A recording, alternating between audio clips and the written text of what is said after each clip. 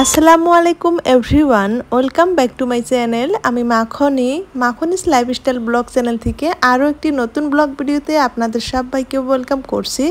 দেশ ও দেশের বাহিরে যে যেখান থেকে আমার ভিডিওটি দেখা শুরু করেছেন, আই হোপ সবাই সুস্থ আছেন, নিরাপদে আছেন। আমরাও আলহামদুলিল্লাহ ভালো আছি। অনেক দিন হয়ে গিয়েছে আপনাদের মাঝে ভিডিও শেয়ার করতে পারছি না। মোটামুটি ঈদের কয়েকদিন আগে থেকেই ভিডিও শেয়ার করা বন্ধ হয়ে গিয়েছে। এদিকে ঈদের ব্যস্ততা, সেই সাথে প্রচণ্ড গরম, তারপরেও আবার ননদের বিয়া শুরু হয়েছে।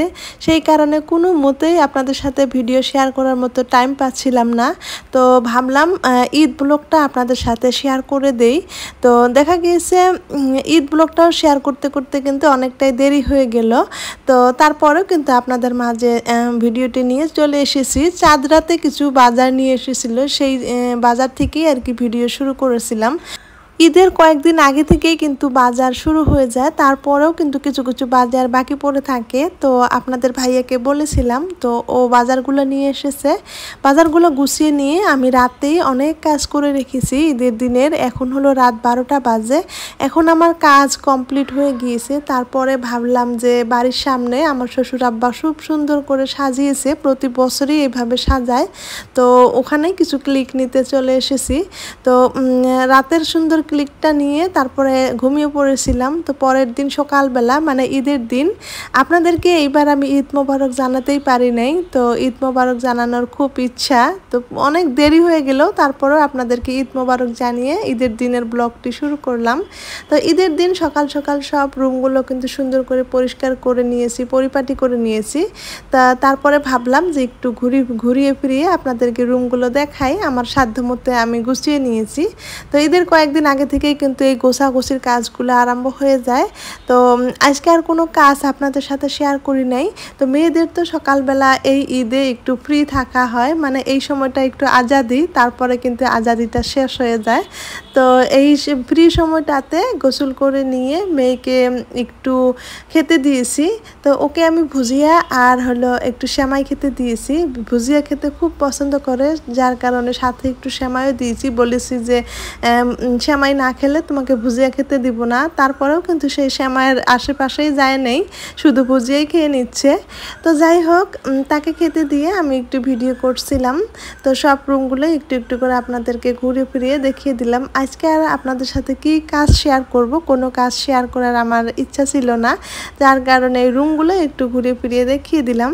তো এই মুহূর্তে যারা আমার ভিডিওটি দেখা শুরু করেছেন, তো প্লিজ একটা লাইক দিয়ে ভিডিওটি কন্টিনিউ করবেন।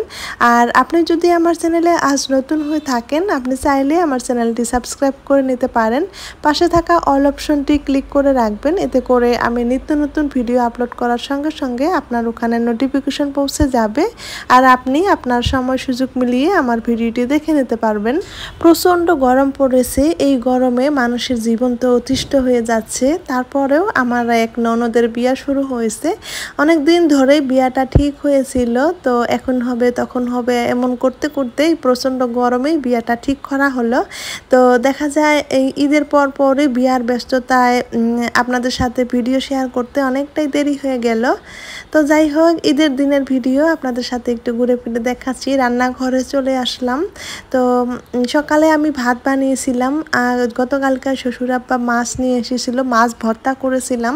তো সকালে ওরা কেক সেমাই খেয়ে নামাজ পড়তে গিয়েছিল, নামাজ পড়ে এসে ভাত খেয়ে নিয়ে তারপরে ওদের কাজে ওরা চলে গিয়েছে। তো ওরা কিন্তু এখন খুব ব্যস্ত, আর আমি আর আমার মেয়ে এখন ফ্রি। একটু পরে কিন্তু আমিও ব্যস্ত হয়ে যাব, হারিয়ে যাব, তখন আর আমাকে খুঁজে পাওয়া যাবে না। তো যাই হোক, এখন ফ্রি আছি যেহেতু, যার কারণে আপনাদের সাথে একটু শেয়ার করতে চলে আসলাম। এই তো আমি মাছ ভর্তা করেছিলাম, তো সবাই মাছ ভর্তা দিয়ে ভাত খেয়ে নিয়েছে, খেয়ে যার যার কাজ শেষ শুরু করে দিয়েছে। তো এদিকে আমি রান্নার জন্য পেঁয়াজ, আদা, রসুন ওগুলো সব কিছু রাতে রেডি করে রেখেছি, কিন্তু পেঁয়াজগুলো সকালবেলা কেটে নিয়েছি।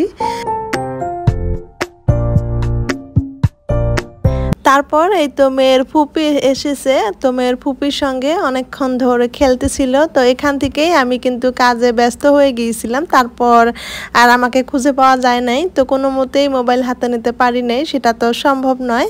তো যাই হোক, তারপর চলে আসলাম একদম রাতের বেলায়। এখন রাত 6:30টার মতো বাজে। সব কিছু মোটামুটি গুছিয়ে রেখে তারপর এখন বের হয়েছি আত্মীয় স্বজনের বাড়ি বাড়ি যাব, আর সবার সঙ্গে একটু একটু করে দেখা করে আসব। তো এখন আমরা সবাই মিলে আর কি যাচ্ছি। তো তখনই আবার একটু ভিডিও করেছিলাম। আর গরমে কে কি পরবে সেটার তো কোনো মানেই হয় না, গরমে কোনো ড্রেস পরা। তো কমফোর্টেবল ড্রেস সবাই পরেই কিন্তু রাতে বের হয়েছি। লম্বা একটা সময় ধরে ইউটিউবে ভিডিও দেই না, সেই সাথে ভয়েসও দেওয়া হয় না, সেই কারণে আজকে ভয়েস দিতে এত বেশি কষ্ট লাগছিল, সাধারণ কথাগুলো বলতেই কিন্তু ভুলে গিয়েছি। আর দেখা যায় অনেক দিন ধরে ভিডিও না দিলে চ্যানেল কিন্তু অনেকটাই ডাউন হয়ে যায়। তারপরেও আবারও আপনাদের মাঝে আরও একটা ভিডিও নিয়ে আসলাম।